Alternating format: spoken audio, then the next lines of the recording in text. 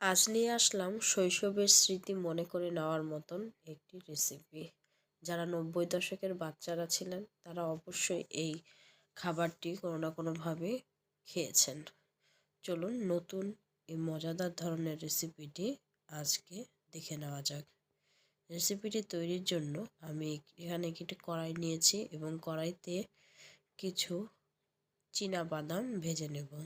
উল্টে পাল্টে ভালো করে বাদামগুলো ভেজে একটি বাটিতে তুলে নেব।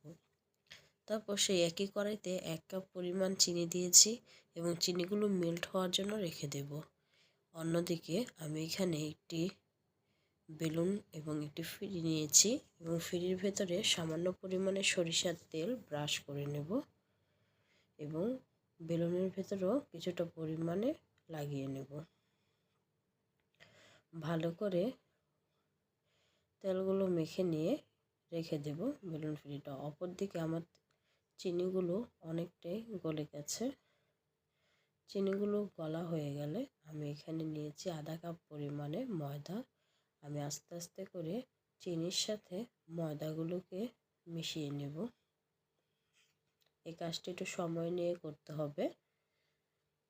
দেখুন আমি কিভাবে ঘুরিয়ে ঘুরিয়ে করছি, ঠিক এভাবে করার চেষ্টা করবেন। একবারে দিলে দলা পেকে যাবে, তখন মোটেও কটকটি খেতে খেতে ভালো লাগবে না। আস্তে আস্তে নেড়ে নেড়ে এই অবস্থায় চুলার জালটি অবশ্যই বন্ধ করে দিতে হবে, তা না হলে চিনিটা পুড়ে যাবে এবং চিনি পুড়ে গেলে খেতে তিতা লাগবে। যারা যারা আমার চ্যানেলটিকে সাবস্ক্রাইব করেননি তারা আমার চ্যানেলটিকে সাবস্ক্রাইব করে পাশে থাকা বেল আইকনটিতে ক্লিক করে রাখবেন, যাতে ভিডিওর নোটিফিকেশনগুলো সর্বপ্রথম পেয়ে যান। আর যারা ফেসবুক থেকে আমার ভিডিওগুলো দেখছেন তারা আমার পেজে ফলো দিয়ে রাখবেন এবং একটি করে লাইক দিয়ে যাবেন।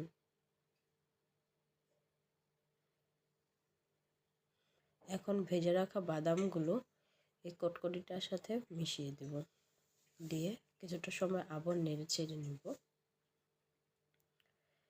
এভাবে করে পর্যায়ক্রমে আস্তে আস্তে ঘুরিয়ে নেড়ে নিতে হবে।